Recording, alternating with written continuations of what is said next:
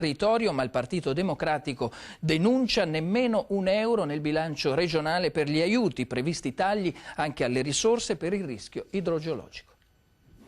15 anni di immobilismo e i prossimi 5 di tagli ai fondi per il genio civile e i consorzi di bonifica. I fatti parlano chiaro per il Partito Democratico. A 2 mesi dall'alluvione che ha messo in ginocchio il Veneto, la Regione non ha tirato fuori un centesimo dal proprio bilancio, affidandosi soltanto agli stanziamenti messi sul piatto dallo Stato. Ma la cosa più grave, denunciano, è la trascuratezza con cui Lega e PDL trattano il territorio. Noi ci aspettiamo che in futuro non ci siano più alibi quando ci saranno purtroppo ancora alluvioni, perché i fondi per l'assetto idrogeologico sono stati totalmente tagliati.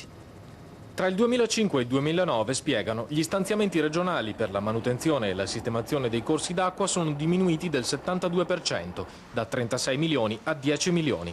La spesa per interventi di tutela del suolo è stata dimezzata da 48 milioni e mezzo a 24 milioni e 800 mila euro. Il bilancio di previsione 2011 taglia ancora, meno 39% le risorse per il rischio idrogeologico, meno 60% gli interventi di difesa del suolo e dei bacini. Bisogna investire 200 milioni di euro all'anno per l'assetto idrogeologico e occorre poi fare il piano di assetto idraulico subito. Il Veneto è in ritardo di 5 anni, altre regioni l'hanno fatto da tempo e poi bisogna dire basta alla cementificazione del territorio, soprattutto nelle aree a rischio geologico e idrogeologico.